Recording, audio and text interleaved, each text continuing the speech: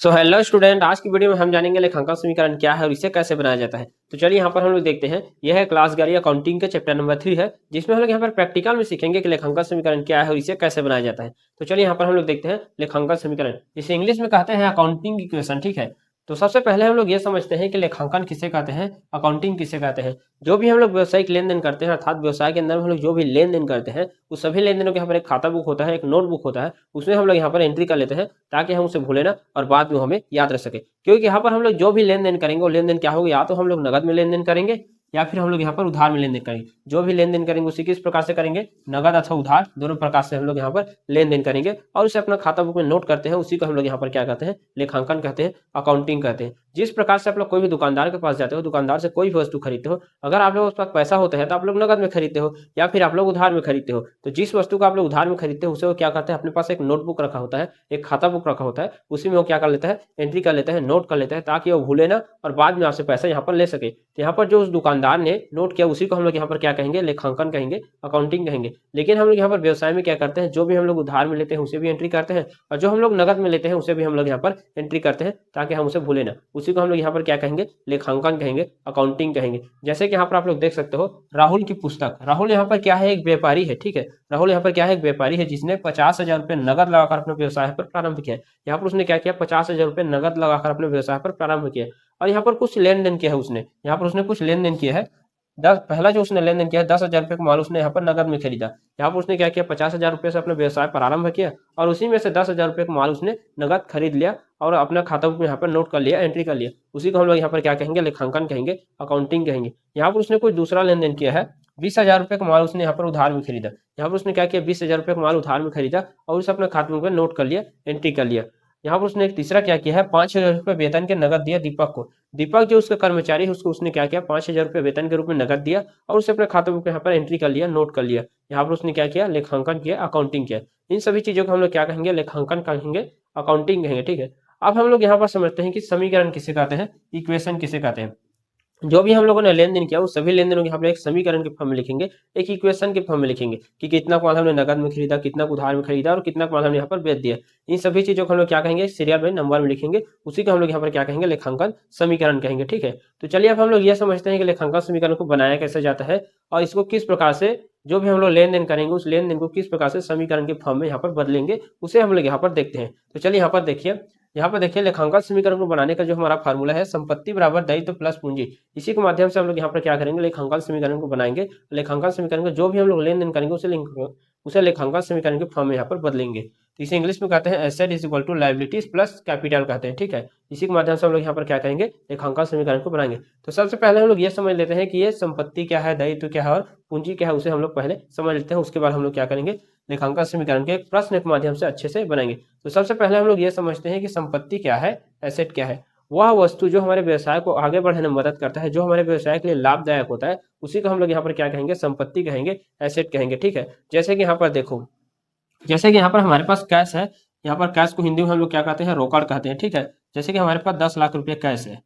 ठीक है, इस 10 लाख रुपए कैश से हम लोग क्या कर सकते हैं, कोई भी नया व्यवसाय डाल सकते हैं या फिर जो पहले से व्यवसाय है उसमें हम लोग इस 10 लाख रुपए को लगाकर हम लोग उस व्यापार को आगे बढ़ा सकते हैं और अच्छे से उसमें लाभ कमा सकते हैं। यहाँ पर ये क्या हो गया, हमारा जो कैश है वो क्या हो गया, हमारा संपत्ति हो गया, एसेट हो गया। वह वस्तु जो हमारे व्यवसाय को आगे बढ़ाने में मदद करता है, जो हमारे व्यवसाय के लिए लाभदायक होता है, उसी को हम लोग यहाँ पर क्या कहेंगे, संपत्ति कहेंगे, एसेट कहेंगे। ठीक है, यहाँ पर जैसे कि देनदार है, देनदार कोई भी देनदार है जो आपने पहले पैसा दिया था और जो आपको यहाँ पर पैसा दे रहे हैं, तो उसी को हम लोग यहाँ पर क्या कहेंगे, देनदार कहेंगे।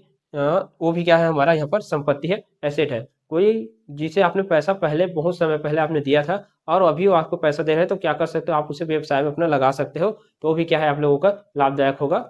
वो भी क्या है, आप व्यवसाय के लिए लाभदायक है, तो उसे भी हम लोग यहाँ पर क्या कहेंगे, संपत्ति कहेंगे, एसेट कहेंगे। जैसे कोई भी मशीन है हमारे पास, कोई भी कपड़ा बनाने की मशीन है, तो वो भी क्या है, हमारा यहाँ पर संपत्ति है, एसेट है। ठीक है, भवन हो गया, उस भवन का आप लोग क्या कर सकते हो, उस भवन में अपना व्यवसाय डाल सकते हो या फिर आप लोग उस भवन को गिरवी रख तक यहाँ पर हम लोग अपना व्यवसाय चालू कर सकते हैं। तो ये भी क्या हो गया, हमारा एसेट हो गया, संपत्ति हो गए। फर्नीचर, जैसे कोई भी फर्नीचर है, फर्नीचर का स्टॉक पड़ा हुआ है हमारे पास, तो उस फर्नीचर से कोई भी वस्तु बनाकर हम उसे बेच सकते हैं या फिर हम उससे अपना कोई भी व्यवसाय डाल सकते हैं।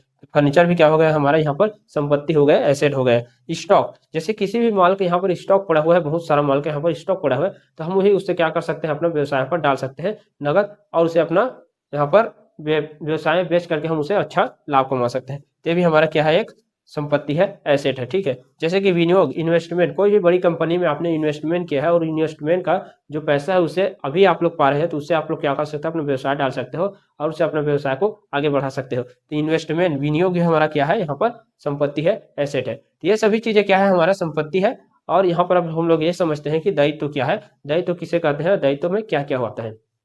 दायित्व वह वस्तु जो हम व्यवसाय में लगाते हैं उधार के तौर पर, और जो उधार में कोई भी वस्तु हम लोग लगाते हैं और उसे बाद में पे करते हैं, उसी को हम लोग यहाँ पर क्या कहेंगे, दायित्व कहेंगे, लायबिलिटीज कहेंगे। जैसे कि यहाँ पर देखो, बैंक से लोन ले लिया हमने, जैसे कि हमने 5 लाख रुपया बैंक से लोन ले लिया है ना। तो 5 लाख रुपया हमने बैंक से लोन ले लिया अपने व्यवसाय को चलाने के लिए, व्यवसाय को आगे बढ़ाने के लिए, है ना। तो व्यवसाय करने के लिए हमने यहाँ पर 5 लाख रुपया लोन ले लिया, और इस जो 5 लाख रुपया लोन है इसे हम लोग क्या करना पड़ेगा, हमें पे करना पड़ेगा बाद में, किस्त किस्त भाई हम लोग यहाँ पर पे करेंगे या फिर हमें एक मुश्त यहाँ पर हमसे पे करना पड़ेगा। तो जो 5 लाख रुपए हमने उधार में लाया है, ये क्या है, हमारा लायबिलिटीज है, दायित्व है, कि हमारी जिम्मेदारी बनता है कि हमने यहाँ पर जो 5 लाख रुपया लोन लेकर आया है उसे हम बाद में पे करें। तो ये भी क्या हो गया, हमारा लायबिलिटीज हो गया, दायित्व हो गया। लेनदार, कोई भी लेनदार है जो हमसे पैसा लेगा, जिसे हमने बहुत समय पहले पैसा लिया था और जो हमसे पैसा लेगा बाद में, उसी को हम लोग यहाँ पर क्या कहेंगे, लायबिलिटीज कहेंगे, दायित्व कहेंगे। किसी को वेतन देना, ये भी क्या है, हमारा एक लायबिलिटी से दायित्व है। किसी को कमीशन देना, ये भी क्या है, हमारा लायबिलिटी से दायित्व है। जैसे किसी को कमीशन दे रहे हैं तो भी हमारा क्या है, दायित्व है, लायबिलिटी से, ठीक है। यहाँ पर दायित्व का अर्थ आप लोगों ने समझ लिया। अब हम लोग समझते हैं कि पूंजी किसे कहते हैं, कैपिटल किसे कहते हैं। पूंजी किसे कहते हैं, वह वस्तु जो व्यवसाय के स्वामी द्वारा व्यवसाय में लगाया जाता है, व्यवसाय के ओनर के द्वारा जो व्यवसाय में लगाया जाता है, उसी को हम लोग यहाँ पर क्या कहेंगे, पूंजी कहेंगे, कैपिटल कहेंगे। जैसे कि यहाँ पर हम लोग समझते हैं पूंजी, कैपिटल, है ना। जैसे कि यहाँ पर देखिए, राहुल क्या है, एक व्यापारी है, इसने, ये क्या है, एक व्यापारी है, राहुल क्या है, एक व्यापारी है। यहाँ पर इसने क्या किया है, अपने व्यवसाय यहाँ पर डाला है, ये क्या है, इसका व्यवसाय है, और यहाँ पर इसने 50,000 रुपये कैश के रूप में डाला है ना। यहाँ पर क्या किया है, इसने 50,000 रुपये कैश डाला है, ठीक है। अपने व्यवसाय में 50,000 रुपये कैश के रूप में डाला है। और यहाँ पर इसने क्या किया, 1 लाख रुपये का मशीन डाला, कोई भी कपड़ा बनाने को हो, क्या कोई भी मशीन, इसने क्या किया, 1 लाख रुपये का मशीन डाला, है ना। यहाँ पे इसने क्या किया, 1 लाख रुपए का मशीन डाला। तो टोटल इसके पास जो पूंजी है वो कितना हो जाएगा, 1,50,000 रुपये के यहाँ पर इसके पास क्या हो जाएगा, पूंजी हो जाएगा, ठीक है। तो यही क्या है, इसका पूंजी है। जो इसने 1,50,000 रुपया, यानी कि यहाँ पर इसने 50,000 रुपये कैश के रूप में लगाया, अब 1 लाख रुपए के यहाँ पर उसने मशीन लगाया, तो टोटल उसका पूंजी क्या हो जाएगा, 1,50,000 हो जाएगा। तो जो वस्तु हम व्यवसाय में लगाते हैं उसी को हम लोग यहाँ पर क्या कहेंगे, पूंजी कहेंगे, कैपिटल कहेंगे, ठीक है। तो यहाँ पर आप लोगों ने समझ लिया अच्छे से कि पूंजी किसे कहते हैं, संपत्ति, और दायित्व किसे कहते हैं। तो अब हम लोग यहाँ पर देखते हैं, प्रश्न के माध्यम से अच्छे से बनाते हैं कि लेखांकन समीकरण को कैसे बनाया जाता है, उसे यहाँ पर एक प्रश्न के माध्यम से अच्छे से हम लोग बनाते हैं। और तो यहाँ पर देखिए, इस प्रश्न के माध्यम से हम लोग समझते हैं कि लेखांकन समीकरण को कैसे बनाया जाता है, और जो भी हम लोगों ने यहाँ पर लेन देन किया है उस लेन देन से हमारा समीकरण किस प्रकार से प्रभावित होता है उसे हम लोग यहाँ पर देखते हैं। जब भी हम लोग लेन देन करेंगे तो हमारा यहाँ पर 2 पक्ष प्रभावित होगा। यहाँ पर एक होगा हमारा संपत्ति पक्ष और दूसरा होगा हमारा दायित्व पक्ष प्रभावित होगा, ठीक है। तो जब भी हम लोग यहाँ पर उधार में लेन देन करेंगे तो हमारा दायित्व यहाँ पर प्रभावित होगा, और जब हम लोग नगद में लेन देन करेंगे तो हमारे यहाँ पर संपत्ति पक्ष प्रभावित होगा, ठीक है। तो सबसे पहले हम लोग यहाँ पर देख लेते हैं कि हमारा प्रश्न में क्या दिया गया है। प्रश्न में यहाँ पर दिया गया है कि दीपक ने 50,000 रुपये नगद लगाकर अपना व्यवसाय यहाँ पर प्रारंभ किया। यहाँ पर दीपक क्या कर रहा है, अपने व्यवसाय में 50,000 रुपये नगद लगा रहा है, नगद लगा रहा है, अपने व्यवसाय पर प्रारंभ कर रहे हैं, ठीक है। यहाँ पर उसने कुछ लेन देन किया है, 10,000 रुपये का फर्नीचर यहाँ पर उसने नगद खरीदा। तो यहाँ पर उसने क्या किया है, 10,000 रुपये का फर्नीचर नगद खरीदा है। तो जब भी हम लोग 10,000 रुपये का फर्नीचर नगद खरीदेंगे तो हमारा जो कैश है यहाँ पर वो माइनस हो जाएगा, और 10,000 रुपये का फर्नीचर यहाँ पर प्लस हो जाएगा, ठीक है। तो चलिए हम लोग यहाँ पर इसे ज्यादा देर ना करते हुए यहाँ पर हम लोग इसे लेखांकन समीकरण को बनाते हैं, ठीक है। तो यहाँ पर देखिए, जब भी हम लोग लेन देन करेंगे तो यहाँ पर मैं सबसे पहले नाम चेंज कर दे रहा हूँ, ज्यादा आप लोगों को समझ आएगा, ठीक है। यहाँ पर मैं नाम चेंज कर देता हूँ, यहाँ पर मैं अपना नाम लिख देता हूँ, अश्वनी लिख देता हूँ, ठीक है। यहाँ पर मैंने क्या किया है, 50,000 रुपये नगद लाकर अपने व्यवसाय पर प्रारंभ किया है, ठीक है। तो यहाँ पर मेरे पास क्या क्या आ रहा है उसे यहाँ पर देखते हैं। 50,000 रुपये कैश के रूप में यहाँ पर आ जाएगा, इसे हम लोग रोकड़ भी कह सकते हैं, आप लोग हिंदी में पढ़ेंगे तो रोकड़ कहेंगे, ठीक है। तो यहाँ पर हम लोग क्या करेंगे, 50,000 रुपये कैश के रूप में हमारे पास आ रहा है माल, ठीक, प्लस कैश आ रहा है हमारे पास 50,000 रुपये, ठीक है। हम लोग यहाँ पर कोई भी उधार में व्यवसाय नहीं चालू कर रहे हैं, यहाँ पर हमारा पूंजी क्या हो जाएगा, प्लस हो जाएगा, ठीक है। हमारे पास यहाँ पर क्या आ रहा है, व्यवसाय में 50,000 रुपये की पूंजी आ रहा है, और कैश के रूप में हमारे पास यहाँ पर संपत्ति आ रहा है 50,000 रुपये। अब हम लोग यहाँ पर देखते हैं कि मैंने यहाँ पर क्या लेन देन किया है। 10,000 रुपये का फर्नीचर मैंने यहाँ पर नगद खरीदा, तो जब भी मैं 10,000 का फर्नीचर नगद खरीदूंगा तो मेरे पास जो कैश है उसमें से 10,000 रुपये माइनस हो जाएगा और प्लस यहाँ पर हो जाएगा फर्नीचर। ठीक है, फर्नीचर यहाँ पर क्या हो जाएगा, प्लस हो जाएगा 10,000 रुपये का। ठीक है, बराबर यहाँ पर मैं कोई भी उधार में सामान नहीं खरीदा है, यहाँ पर हमारा पूंजी में कोई परिवर्तन नहीं होगा, क्योंकि पूंजी में इसलिए परिवर्तन नहीं होगा कि मैंने यहाँ पर संपत्ति जो है, जो मेरे पास कैश था उसमें से 10,000 रुपये का मैंने फर्नीचर खरीदा है, तो मेरा जो संपत्ति है वो भी क्या है, फर्नीचर मेरा संपत्ति है। तो अगर मेरे पास से कैश माइनस हो रहा है तो मेरे पास संपत्ति के रूप में फर्नीचर यहाँ पर प्लस हो रहा है। ठीक है, तो यहाँ पर जो हमारा नया समीकरण बनकर आएगा उसे हमें यहाँ पर देखना है। तो यहाँ पर हो जाएगा मेरा 40,000 यहाँ पर बच जाएगा कैश के रूप में, प्लस यहाँ पर हो जाएगा मेरा 10,000, ये 10,000 है ना, 10,000 का फर्नीचर हो जाएगा, प्लस यहाँ पर हो जाएगा दायित्व में कोई परिवर्तन नहीं होगा। यहाँ पर 50,000 रुपये का मेरे पास क्या है, पूंजी अभी भी है। 50,000 रुपये पूंजी इसलिए है क्योंकि मेरे पास यहाँ पर 40,000 रुपया कैश में पड़ा है और 10,000 रुपये का मेरे पास यहाँ पर फर्नीचर है। ठीक है, तो यहाँ पर मेरा पूंजी में कोई माइनस नहीं होगा। अब मैं यहाँ पर देखता हूँ मैंने यहाँ पर क्या किया है, 5,000 रुपये का माल यहाँ पर मैंने नगद में खरीदा। यहाँ पर मैं क्या कर रहा हूँ, 5,000 रुपये का माल नगद खरीद रहा हूँ, तो मेरे पास जो कैश है उसमें से यहाँ पर माइनस हो जाएगा।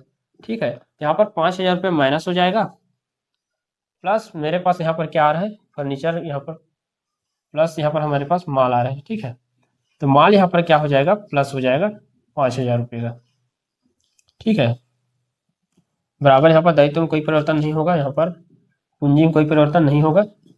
अब हमारा नया समीकरण बनकर आएगा, वो क्या होगा इसे हम लोग देखते हैं। यहाँ पर 35,000 मेरे पास कैश बचा है।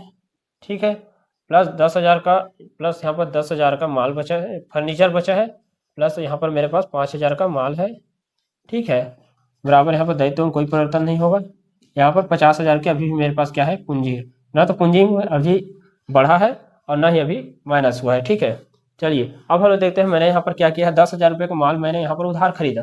अब मैं यहाँ पर क्या कर रहा हूँ, 10,000 रुपये का माल उधार खरीद रहा हूँ, तो जब भी मैं उधार खरीदूंगा तो मेरा यहाँ पर दायित्व बढ़ेगा, ना कि मेरा यहाँ पर संपत्ति माइनस होगा, क्योंकि मैंने यहाँ पर मेरे पास से जो कैश है वो माइनस नहीं होगा, जो मेरा यहाँ पर दायित्व है वो यहाँ पर प्लस हो जाएगा। ठीक है, यहाँ पर देखिए, यहाँ पर मेरा कैश में कोई परिवर्तन नहीं आएगा, फर्नीचर में भी नहीं आएगा, यहाँ पर परिवर्तन आएगा तो मेरा उधार के रूप में यहाँ पर 10,000 रुपये का मुझे माल की प्राप्ति हो रही है। ठीक है, बराबर यहाँ पर 10,000 रुपया मैंने जो उधार में सामान लिया है, जो मुझे किसी दूसरे को बाद में लौटाना है, जिससे मैंने यहाँ पर उधार में लाया है। ठीक है, यहाँ पर मेरा पूंजी में कोई परिवर्तन नहीं होगा, क्योंकि पूंजी यहाँ पर मेरा नहीं बढ़ेगा। जब मैं उधार में लाऊंगा तो इसको मैं उधार में लाया हूँ अभी अपने काम के लिए, अब जब मेरे पास पैसा हो जाएगा तो मैं बाद में इसे 10,000 रुपया पे कर दूंगा। ठीक है, यहाँ पर मेरा कोई परिवर्तन नहीं होगा। ठीक है, पूंजी में। अब हम लोग यहाँ पर देखते हैं हमारे पास यहाँ पर क्या बचा है, 35,000 रुपये कैश और 10,000 का यहाँ पर माल बचा हुआ है, प्लस यहाँ पर 15,000 का हमारे पास क्या हो गया, 10,000 का फर्नीचर और 15,000 के यहाँ पर हमारे पास माल बचा हुआ है। ठीक है, बराबर हमारे दायित्व में यहाँ पर वृद्धि हो गया। ठीक है, प्लस यहाँ पर 50,000 की पूंजी है। ठीक है, चलिए अब हम लोग यहाँ पर देखते हैं कि मैंने अगला लेन देन क्या किया है।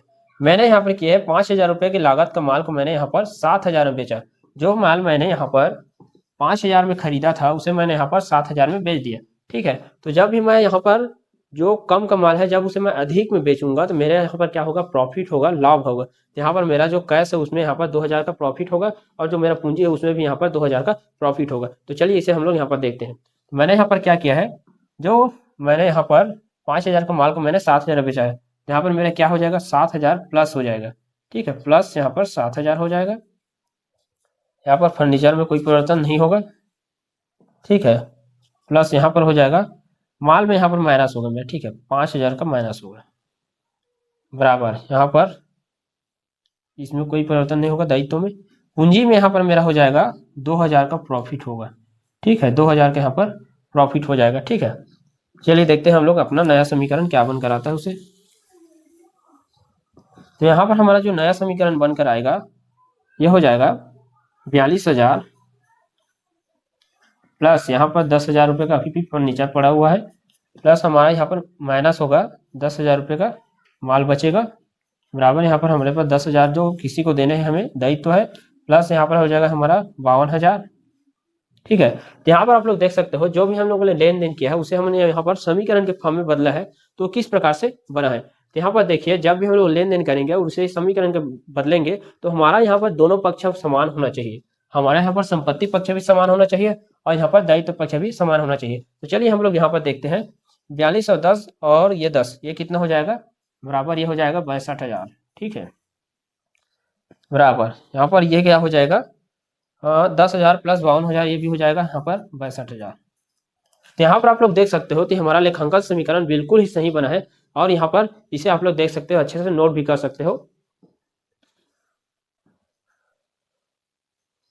यहाँ पर क्या होगा, हमारा लेखांकन समीकरण बन गए। मैं मिलता हूँ आपको नेक्स्ट वीडियो में, तक तो क्या आप लोग वीडियो को लाइक करें, चैनल को सब्सक्राइब करें। मैं मिलता हूँ आपको नेक्स्ट वीडियो और इसे ज़्यादा से ज़्यादा शेयर करें।